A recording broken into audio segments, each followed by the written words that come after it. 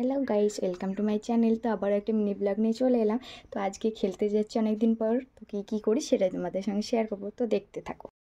বেরিয়ে পড়েছিলাম বাস ধরবো বলে, তারপর নেমেও পড়েছি। চন্দ্রায়ন্তী বাড়িতে চলে গেছিলাম, তো তারপরে আবার বেরিয়ে পড়েছি আবারও একটা বাস ধরবো বলে আমরা তিনজনে। তো বাস ধরার আগে একটু মেলাতে চলে গেছিলাম, কিছু গজা নেবে বলে ও চন্দ্রায় নেবে বলছিল।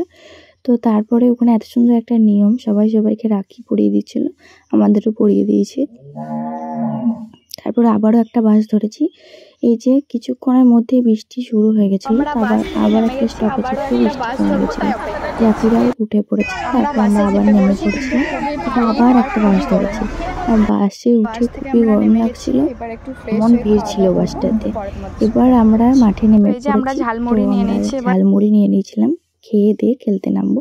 এই যে ঘরটা খুব সুন্দরভাবে সাজানো, এই যে সুকন্যাও একটু হাই করে দিয়েছি।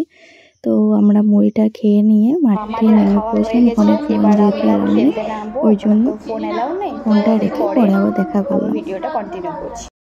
তো আমাদের খেলা শেষ হয়ে গেছে, আমরা ফ্রেশও হয়ে নিয়েছি। এবার আমরা বাড়ি যাব, বাস আসবে, তারপর বাড়ি যাব। তো স্যারকে আমরা রাখি পড়েছিলাম, ওই জন্য স্যার আমাদেরকে একটা করে পেপসি খাইছিলাম। এই যে সুকন্যা, ও বলেছে আজকে আমাদেরকে ফুচকা খাওয়াবে, তো আজকে আমাদের ফুচকাও খাইছে। তো আবারও বাসে চেপে পড়েছি বাড়ি যাওয়ার জন্য। সাফিরাকে এখানে টাটা করে দিলাম, ও নেমে গেল, আর আমরাও পূর্ণিমার চাঁদ দেখতে দেখতে বাড়ি চলে এলাম।